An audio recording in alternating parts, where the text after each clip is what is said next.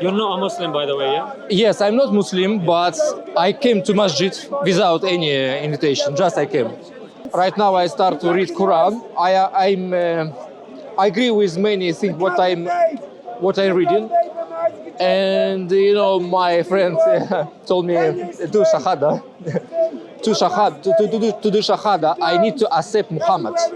And right now, for me, question is is Muhammad right person from God? I think I say answer you probably yes, but to do shahada, I make sure 100%. You know, because how I can accept something without knowledge. Absolutely. So it's a question. One of the criteria of determining if the Prophet Muhammad, peace be upon him, is a prophet or not is through his prophecies.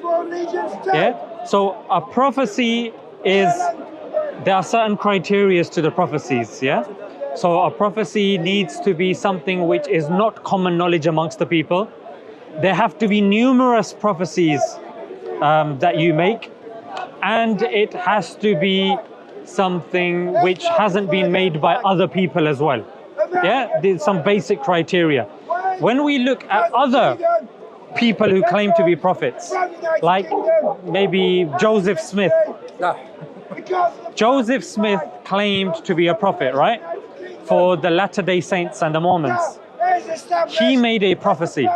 He said there will be an American Civil War between the North and the South. Yeah. Now, his followers say, "Whoa, look, he made this prophecy, a very big prophecy." Wow. However, if you now look at the people of his time, yeah, there was an individual. I forgot his name. Yeah, if you want, let me get his name. So this individual, he also made the same prophecy 20 years before. Yeah, of there being a war between the North and the South. His name was Congressman John Randolph. Yeah, there was another one 10 years before called John Calhoun, who also made the same prophecy. So that discredits his main prophecy. Now we look at his other prophecies. He predicted Jesus would come within 56 years of his time. Jesus didn't come within 56 years. He predicted that the disbelievers of his time, they will undergo certain punishments in which they will be killed if they don't believe. Bearing in mind, his followers were only 1%. There is no documented evidence of there being a hardship that came to 99% of the people in which they were wiped out. Does that make sense? And thirdly, he said that the government of America at that time would be overthrown. It wasn't overthrown. Yeah, the guy just didn't get re-elected again. Now, when you compare that to the Prophet Muhammad, peace be upon him, yeah, now the Prophet said that there will come, or rather barefoot, unclothed herdsmen will compete with each other to build the tallest buildings. Now at that time, the Arabs, the scholars are in agreement. Imam Nawawi, Imam Qurtubi, these came before the moment I'm going to tell you, the discovering of oil. They came before that, and they are in agreement. As Ibn Hajar says, as are the scholars, this refers to the Bedouin Arabs, the Bedouins. Now, if you look at the Bedouin Arabs, Sir Wilfrid, who was an English explorer, said these guys were living day to day.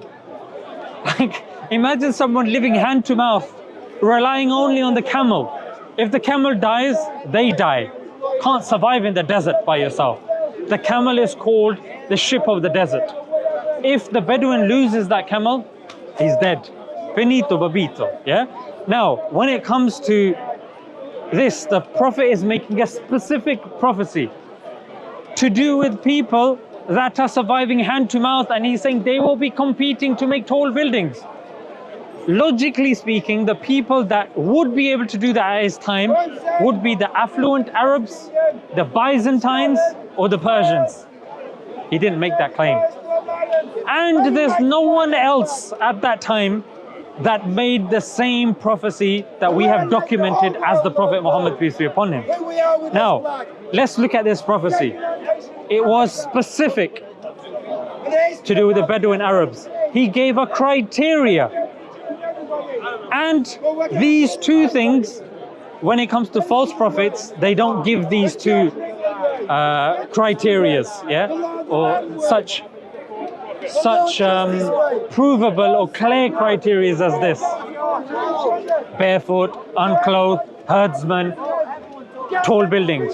Yeah, it could have been something very vague. The people in the north will compete to make tall things. That's something befitting of a false prophet. However, only about 100 or 200 years ago, the Arabs discovered black gold, which they call oil. After they discovered oil, brother, then the building race started. The tallest building actually was the Meccan clock tower, 600 meters tall, in the city of the Prophet, i.e. Mecca, the city of the prophets, like Abraham, Ishmael, and the Prophet Muhammad, and where he was born. Then thereafter came the Burj Khalifa. Today, that's the tallest. Yeah? 800 meters tall. Next projected to be 1,000 meters is the Jeddah Tower or Burj Mubarak Al-Kabir. Yeah, that means big. Yeah? These are all Arabs. The Kuwait, UAE, Saudi Arabia, these are all Bedouin Arabs competing with each other to make the tallest of buildings. Who on earth would have predicted 1400 years ago that these guys going around with their camels would be competing to make tall buildings? This, brother, is just one evidence. If I give you now the evidence of the Persians and the Byzantines, brother, it's game over. Yeah? Point that I'm trying to say, for us, prophecies are easy, brother. It's why I start to read. Because I think problem with Christianity, with true Christianity, I don't want to say another Christianity. You know, for me, people who believe in what doesn't say even in Injil and Torah, it's people lie themselves. It's first. So I said about true Christianity. Maybe it's 1 on million people. I don't know, but I think even this Christianity should to try to understand Quran, not to accept.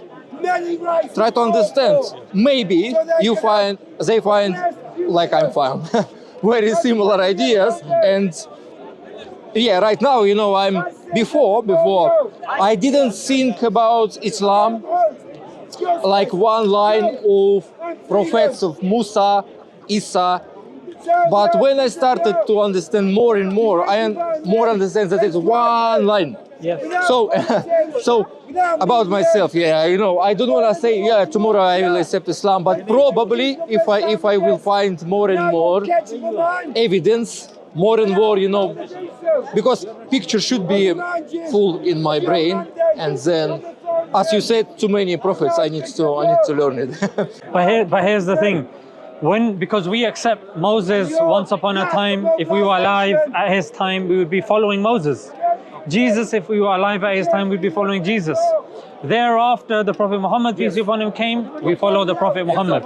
Yeah? When you look at the prophecies, are you convinced with the prophecies, or you want a few others? A few other prophecies of the Prophet Muhammad? You want some more? I think I'm enough, because it's not more about question, but it's more about my learning. So I think you told me enough good information. Thank you, brother. Yeah, brother, any criteria you look at, you will see that the Prophet Muhammad, peace be upon him, comes right at the top. Any criteria you look at. Yeah, when you look at even non-Muslim guys that are doing research on leadership. Yeah, there were Causes and Posner. They did a research where they looked at over 1 million people, in which they said credibility. They were looking at what leadership qualities somebody needs to have for people to follow him. According to their study, they concluded the person needs to have credibility. Now they ask themselves, what is credibility? They did a secondary study that what is credibility? And they concluded it was to be truthful and trustworthy. Now, people that learn Islam, they know that the Prophet, peace be upon him, had two nicknames, Sadiq and Amin, the truthful and the trustworthy one. Now, this was something that was done outside of Islam, a study done by Causes and Posner to do with leadership. So you want to take that criteria, you see this. You look at Jesus, people say, we follow Jesus, yeah? Jesus has come for us. I said, okay, did Jesus get married? They said, no, Jesus didn't get married. I say, are you married? They say, yes. I say, then you're not following Jesus. So the Prophet Muhammad, peace be upon him, yes, he was married. Jesus was not married. The Prophet Muhammad, peace be upon him, came with law, told us how to function in society. Jesus did not. Jesus came with a few principles, turned the other cheek. No Christian will do this in the park. If I slap him in the face, he will not give me the other cheek. I will be arrested. Jewish people make situation to kill him very fast. But even like this is supposed to, they claim it's a Christian country, then why can I not slap Christians for them to turn the other cheek? It's because they don't inherently follow Christianity. It's all namesake. You ask them, they believe in something called the hypostatic union, which they believe Jesus is fully God and fully man. It's contradiction. It's even not true if they open their Bibles. Thank you. My pleasure, brother. Any questions you think of, you can come back. Okay, Thank you. I will take these. Yeah?